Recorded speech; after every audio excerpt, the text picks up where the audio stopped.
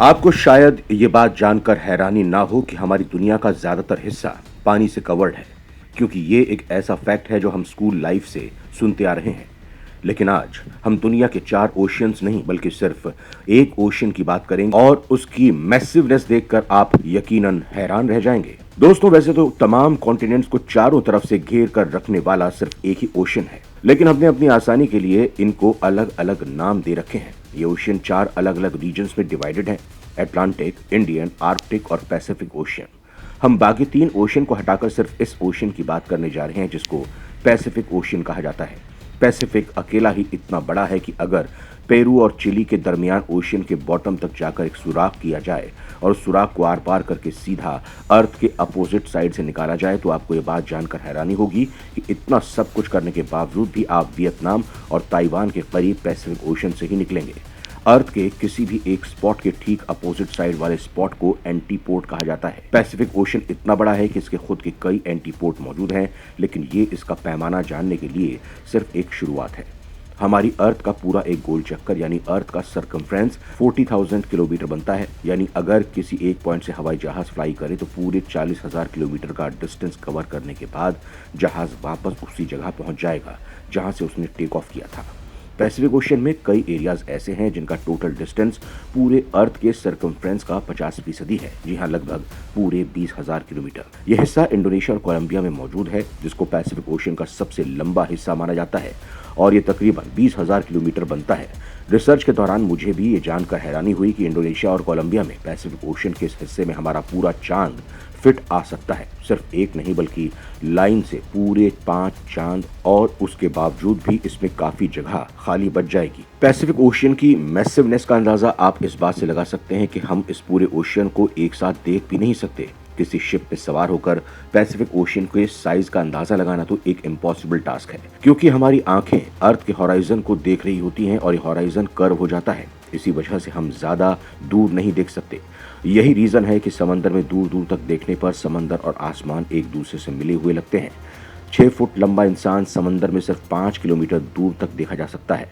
अगर उसके भी पार देखना हो तो किसी ऊंची जगह से देखना जरूरी हो जाता है। अगर समंदर के ऊपर किसी हवाई जहाज माउंट एवरेस्ट जितनी ऊंचाई से भी देखा जाए तो हमें पैसिफिक ओशियन सिर्फ 370 किलोमीटर दूर तक ही नजर आ सकेगा। यानी सिर्फ इतना दूर जितनी ये लाइन आप देख रहे हैं। ये तो ही सिर्फ हवाई जहाज से देखने की बात।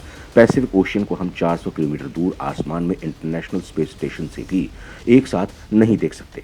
एक अंदाजे के लिए गूगल अर्थ का रुख करते हैं। यह है पैसिफिक ओशियन में मौजूद एक आइलैंड जो बोरा बोरा के नाम से फेमस है। ये वो हाइट है जहां से नॉर्मली ड्रोन कैमरा देख सकता है। जूम आउट करके अब हम 10 किलोमीटर की उस हाइट तक पहुंच चुके हैं जहां से नॉर्मल कमर्शियल एयरप्लेन में बैठकर देखा जा सकता है। दोस्तों, जूम आउट किया जाए तो 400 किलोमीटर की हाइट पर अब हम इंटरनेशनल स्पेस स्टेशन की ऊंचाई से पैसिफिक ओशियन को देख रहे हैं, लेकिन अभी भी हमें पूरा पैसिफिक एक साथ नजर नहीं आ पा रहा। दोस्तों, जूम आउट करके अब हम 10,000 टाइम्स और ऊपर चले जाते हैं। ये वो फाइनल पॉइंट है जहां तक गूगल अर्थ जूम आउट करने का ऑप्शन देता है और जहां पहुंचकर हमने नोटिस किया कि अर्थ से 63,000 किलोमीटर दूर जाकर हमें 95% पैसिफिक ओशियन नजर आ रहा है, जबकि सिर्फ 5% हिस्सा हमें जमीन का दिख रहा है।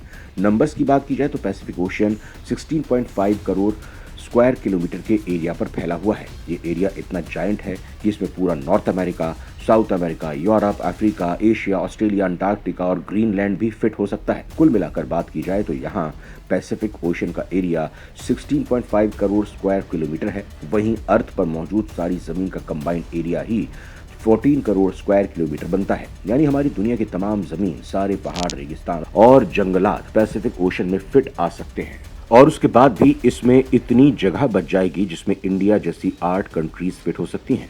याद रहे कि हम यहाँ 4 ओशियन में से सिर्फ एक यानी पैसिफिक ओशियन के बारे में बात कर रहे हैं। कॉन्टिनेंट्स को हटाकर अब हम किसी और प्लेनेट की बात करते हैं। चलिए हम अपने पड़ोसी प्लेनेट मार्स का एग्जाम्पल लेते हैं। मार्स का total area 14.8 crore square kilometre है। अगर पैसिफिक ओशियन के पानी का पूरे मार्स प्लेनेट से मुकाबला करवाया जाए तो पूरा का पूरा मार्स, इसमें मौजूद तमाम क्रेटर और माउंटेन सब के सब पानी में कई 100 फीट तक डूब जाएंगे। अभी तक हमने पैसिफिक ओशियन के सरफेस यानी इसकी सतह के बारे में बात की है। जितना बड़ा ये ऊपर से दिखता है उससे भी कहीं ज्यादा गहरा भी है। पैसिफिक ओशन में चैलेंजर डीप ट्रेंच के नाम से पहचाना जाने वाला पॉइंट अभी तक ढूंढा जाने वाला सबसे डीप पॉइंट है। जो समंदर की सतह से 11 किलोमीटर नीचे है और पैसिफिक का एक गहरा पॉइंट कोई अकेला नहीं है। पैसिफिक ओशियन में ढूंढे जाने वाले 3 ट्रेंच और भी है जिनकी गहराई 10 किलोमीटर से भी ज्यादा है।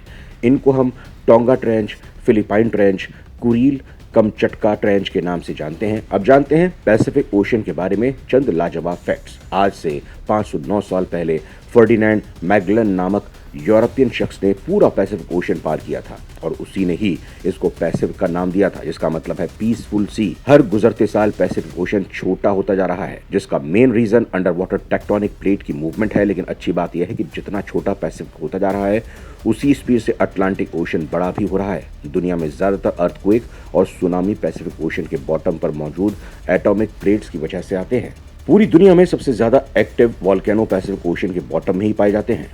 करीब 75,000 से भी ज़्यादा वॉल्केनो पैसिफिक ओशन के अंदर मौजूद हैं और इनमें से सबसे बड़ा वॉल्केनो न्यूजीलैंड के करीब हैवरे सी माउंट के नाम से जाना जाता है। बाकी तमाम चीज़ों के साथ साथ आइलैंड्स में भी पैसिफिक का पहला नंबर है। पूरे पैसिफिक ओशन में 25,000 से भी ज़्यादा आइलैंड्स मौजूद हैं और इनमें से हज़ारों आइलैंड्स ऐसे हैं जिन पर आज तक कोई इंसान जा नहीं पाया है। इन तमाम आइलैंड्स को गूगल अर्थ पर ही ढूंढने में कई महीनों का वक्त लग सकता है।